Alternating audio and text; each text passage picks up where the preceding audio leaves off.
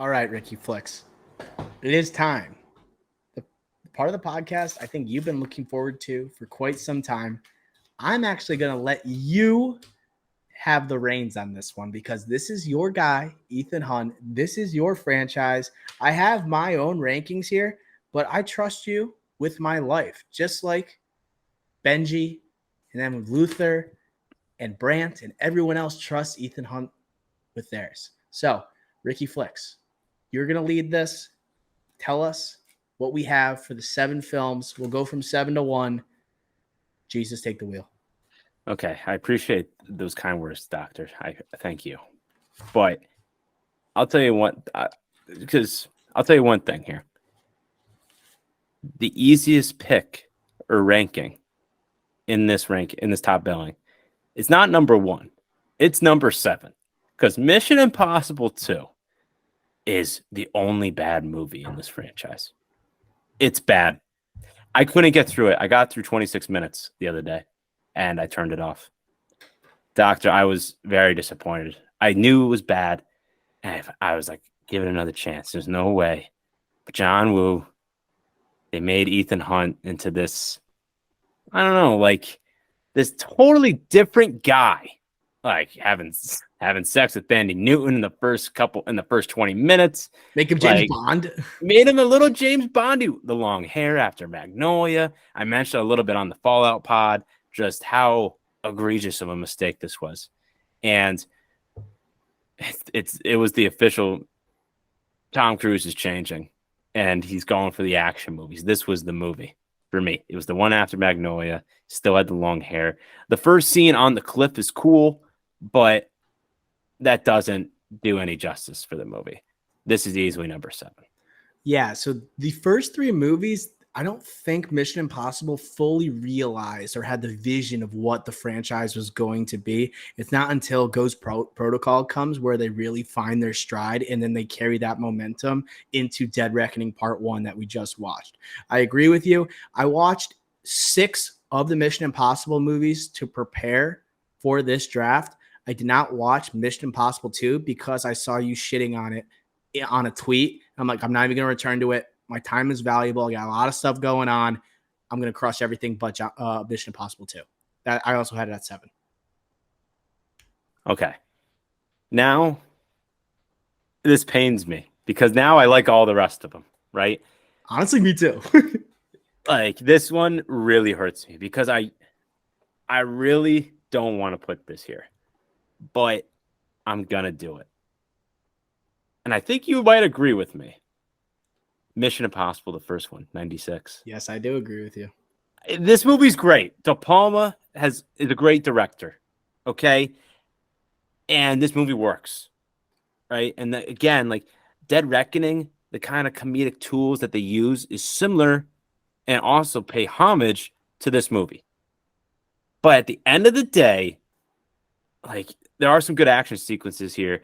The Langley CIA stunt is probably, for me personally, a top 5 favorite for me. But this movie just isn't the spectacle like the others are. And the villain, I think it's a good twist. I think John Voight. Do you know John Voight in Mission Impossible in 96 is older than Tom Cruise when making this movie? So John Voight's younger. Yes, okay. Then Tom Cruise is as the lead in Dead Reckoning. Yes, that's younger. An incredible stat, right? Yeah, that's incredible. That's a good trivia right there. 57, and Tom Cruise is 61 right now. That is wild. Voight trying to pull off some of the stunts in Mission Impossible is a little crazy in that third act. It's crazy, and that's why to kind of lean in to kind of blend it with my number 5 is Mission Impossible 3, where Miss Philip Seymour Hoffman, who is just an unbelievable actor, just like doing the countdown in the opening scene. Just that makes that movie like, and that villain. That's a top 10 scene in the franchise, and it's not an action scene. You don't think I'll do it? Where is it? Where the hell is it? It's crazy how good that is. And Tom Cruise, he's doing a good job. But 7! And then like when they initially catch Philip Seymour Hoffman, Owen Davies, and like Tom Cruise is trying to get information out of him, and he's just like I'm gonna make her cry. Like like Philip Seymour Hoffman I don't mean to skip over because I do have some thoughts about the first Mission Impossible, and I agree with your rankings putting Mission Impossible 3 ahead of it. Like the huge reason is Philip Seymour Hoffman because he has this ability to be the calm, collected villain that can erupt at any moment. And he doesn't have the physicality of like an Ethan Hunt, but you are absolutely terrified of him. Do you think I'm playing? Yes. And like the way, like, and when he explodes and like he starts to beat down, like it's almost like the Joker in the Dark Knight. It cannot compete physically with Batman, but he has the dogs that set at him in the third act, and then when he's down on the ground, he'll beat the crap out of him. You like almost felt like that was inevitably going to happen with Davian against Tom Cruise, and I feel like he was kind of sidelined a little bit with the screen time here. They were more concerned in Mission Impossible 3 with the crazy twists that you didn't see coming, rather than just embrace that Philip Seymour Hoffman is doing a Mission Impossible movie. Yes, that's why it's at 5 and not 4. Because Philip Seymour Hoffman does not get enough screen time. He's electric every time he's on this on the scene. Whether it's you don't think I'll do it, or he's just doing 1. Yeah. 2, like the countdown. The countdown, it's an all-time countdown. If you do top billing of movie countdowns by like a villain, this is first round pick. Like this is unbelievable. So good, Ricky Flex. And I think also this was directed by J.J. Abrams, right? The Mission Impossible 3, after John Woo did Mission Impossible 2. And obviously you mentioned De Palma did 1. It felt like this movie, once again, it felt like the movie, like the screen was literally sweating the entire time. You know, it felt like that early 2000s action movie that felt like most other early 2000s action movies. It didn't feel like to have the cool slickness of the rest of the franchise where like Ethan Hunt's doing really cool stuff in 4, 5, and 6 and 7 now. And he's not really breaking that much of a sweat because he's just an iconic action star, you know. Here it just felt like he is literally bending over backwards, like to get. Maybe that's not a bad thing, but it just didn't fit the rest of the future of the franchise. It feels like an anomaly a little bit, and the connection with what's her name, Julia, right? Him getting married. This is like the most connection he ever had with a love interest in a Mission Impossible. Just doesn't fit the rest of the series. Yeah, like this.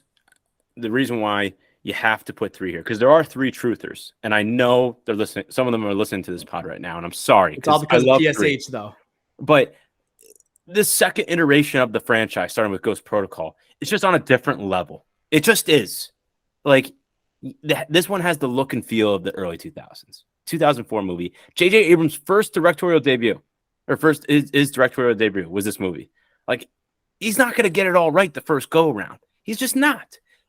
And it's with a Mission Impossible character that had a problem, like a huge, not flop, but critical flop in Mission Impossible 2, just 4 years earlier. He did a great job bringing it back to life, but there's a reason why there wasn't another Mission Impossible made for 10 years. And he remained as a producer on the Mission Impossible films. And I think we also got to just talk about J.J. Abrams for a sec. Man, like when you look at the franchises he has been associated with, it's really sad to see like where like Rise of Skywalker left him. Okay, being a part of Mission Impossible, Star Trek, Star Wars. Like he is one of the greatest blockbuster directors of our generation. And he's basically nowhere to be found. And then like after this failed contract with DC, it's just a real shame because his fingerprints are on so much of the franchises that we come to adore. Totally agree. And yes, this was his first full feature film. But again, I think I said 04, 06. 06. Yes. So 6 years, like that's crazy how long they took to make this movie versus the sequel didn't come until 4 years after the first. Right. It's like it's different in this day and age where it's like, hey, right after the movie, like this of a franchise, you're starting building up towards the sequel, whatever's coming. Right. So again, to the 3 truthers, I love you all. I love 3, but it just doesn't compare to the spectacle that these next 4 movies are. Right, Doctor? No, I agree 100%. And I do want to just, because I skipped over to the first Mission Impossible. It has its moments, man. Like that, the vault scene is incredible. That is an incredible scene with the suspending off the ceiling and then him trying to read burn the CD. Like, it feels very late 90s at that time when you're pulling that type of crap compared to what you see technologically now. It's just and not only that scene, him breaking through the wall after talking with Kittredge, right? The glass wall, and then like the water breaks through. Iconic moments. But then you, for every iconic moment, then you'll get like a John Voight hanging off of a train scene, or like a helicopter running through a tunnel that just seems very unrealistic compared to what the practicality of the stunts that we see today. So you have it all right so far. Okay. All right. So this is where I just want to make a disclaimer. So the next three I'm going to say, I think they're all very similar, where score-wise, I have them all around the same. All right. And honestly, I'm a little open if we need to debate slots here. Okay. So my number 4 is Rogue Nation. Yeah, my number 4 is Rogue Nation. You're nuts, dude. You're nuts. Dude, you think Ghost Protocol is better than Rogue Nation? You're nuts. Ghost Protocol, I give credit for starting this whole second iteration. I don't, but if you like, after watching Rogue Nation again today, man, that feels closer to what Fallout was. Like the nonstop action sequences, Rebecca Ferguson introduction into the franchise, absolutely killing it.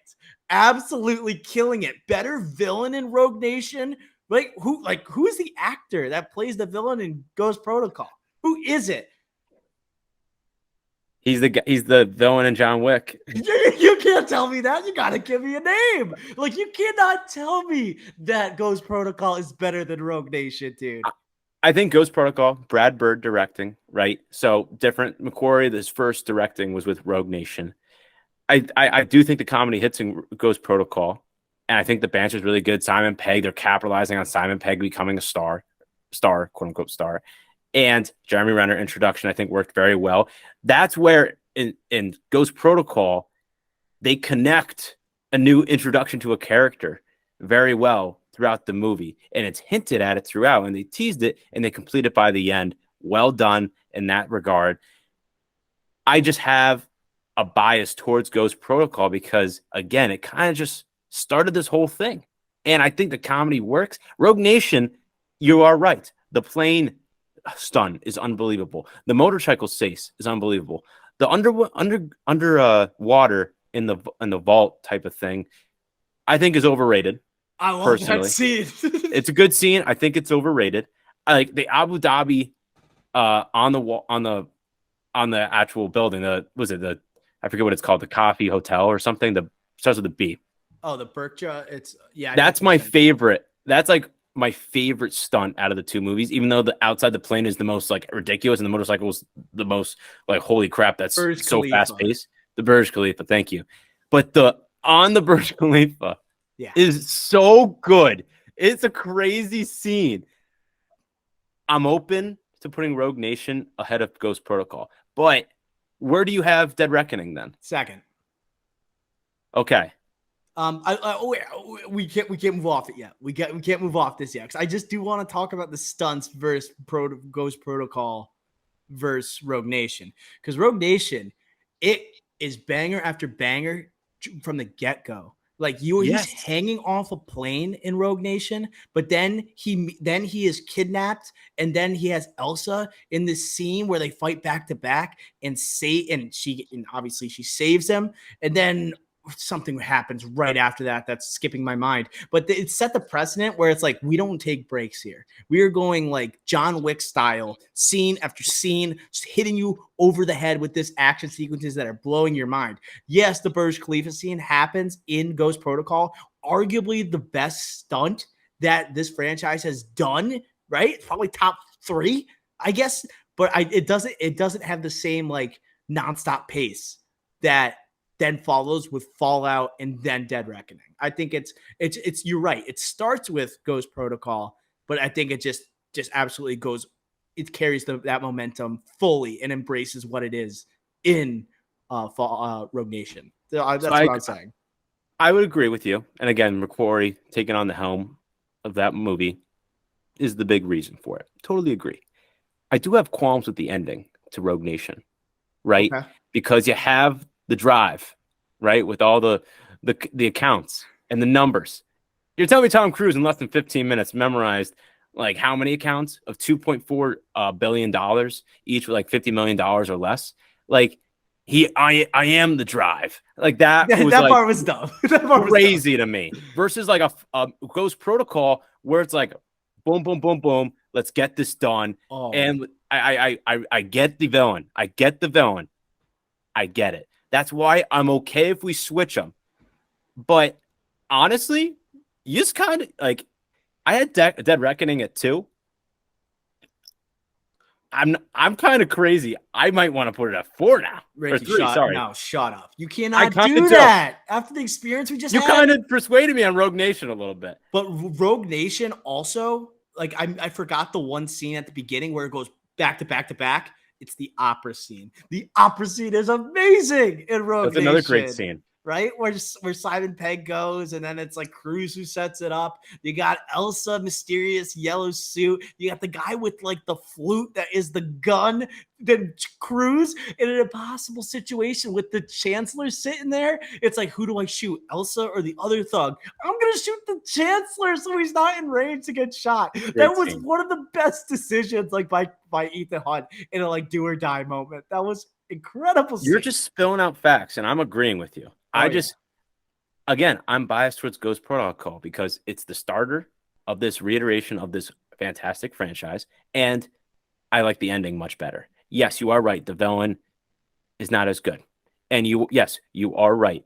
I think Rogue Nation as a whole has a lot better stunts and has that faster pace. Mhm. That's why I'm okay putting it ahead of Ghost Protocol. I do want to say Dead Reckoning, again, was my number 2. Because of the heights and the spectacle that it is and what Mission Impossible has become after Fallout. That's why it's my number 2. And that's what really, and again, it really focused on Ethan Hunt, once again, who he truly is, not taking any sacrifices. One person could be worth, not worth, but one person or millions. He's still going to save the one person.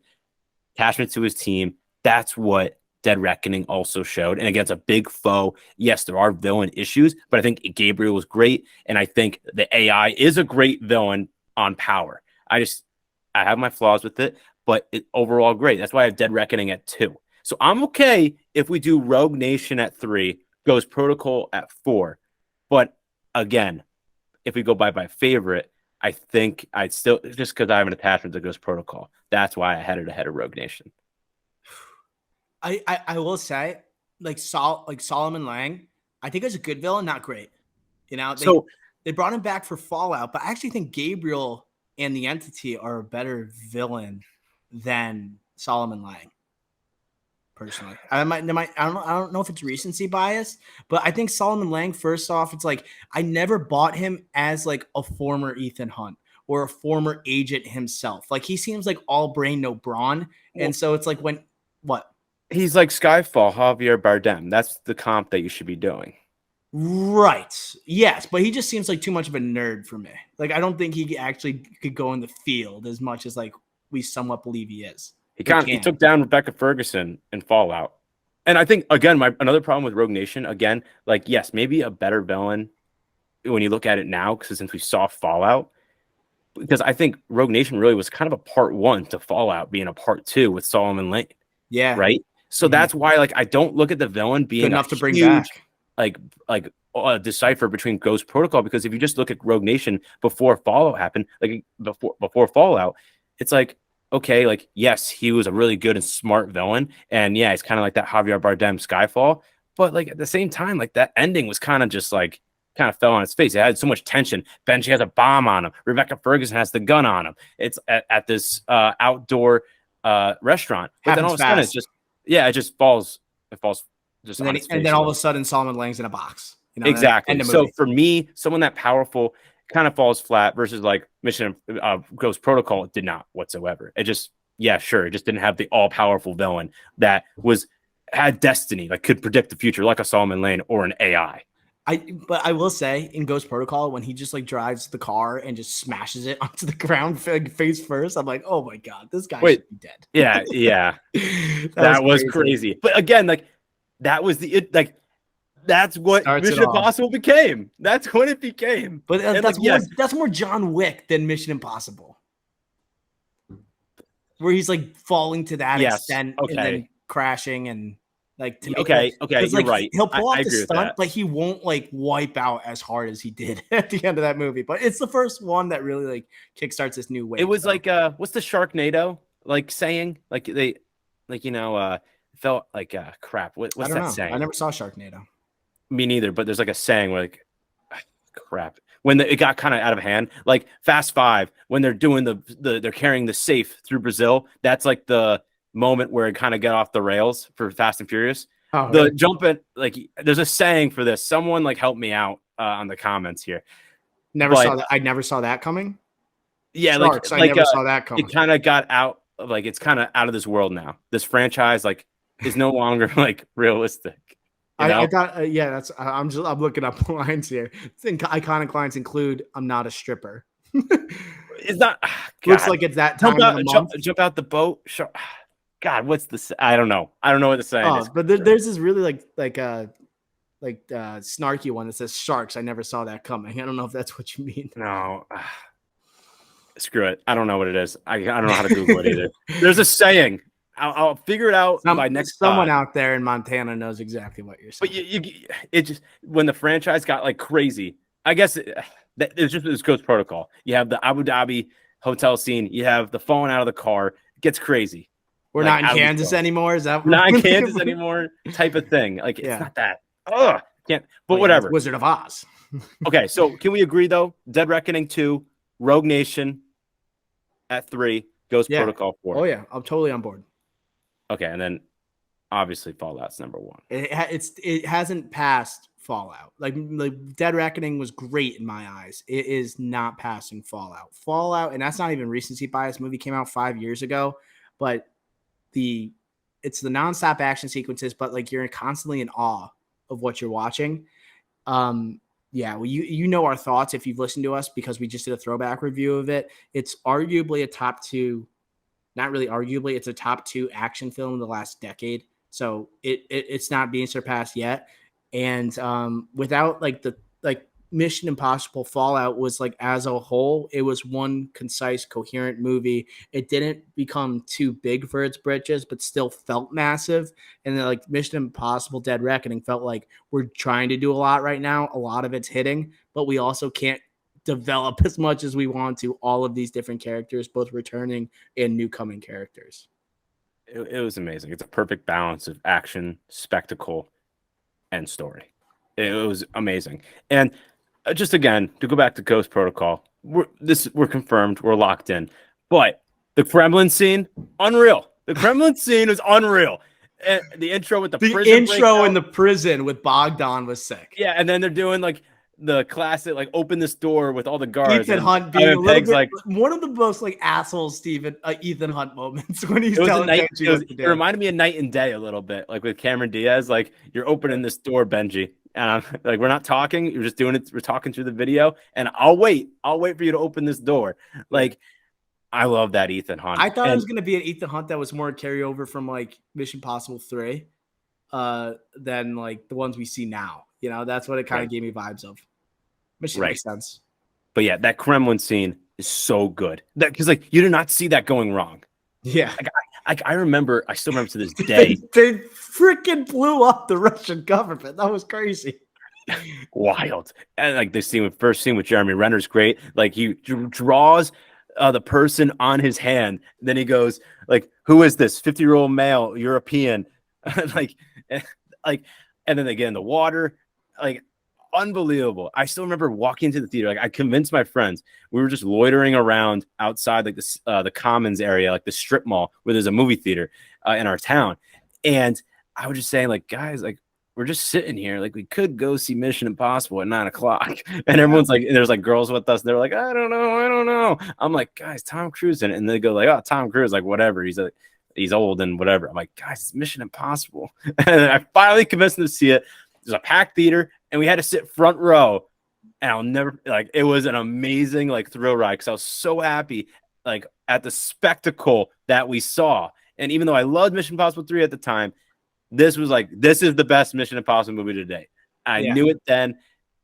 Obviously, it's not now, but it's still better than the original trilogy. I'll never forget that movie theater experience. The moment that it leveled up, and it's just cool how Brad Bird did it. And you just think of like The Incredibles, you know, Right. it's just like, what? He made an incredible Mission Impossible movie? What?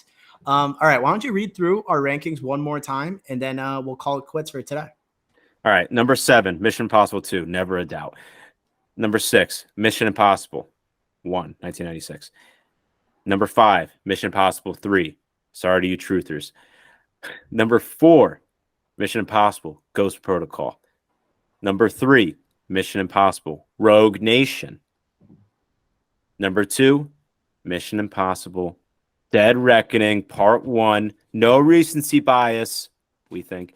And number 1, Never a Doubt, book it, Mission Impossible Fallout. One of the best action movies we've ever seen. Great list, Ricky Flex. Nice job taking the lead there. Did me a favor. Always appreciate it. That's going to do it for the rankings. That's going to do it for episode 246 of the Drive-In. Maybe next week, right, along with Barbie and Oppenheimer, we'll do a throwback review. We're going to see Dead Reckoning again, and then we'll just give some extra thoughts on it. Why not? It's goddamn Tom Cruise.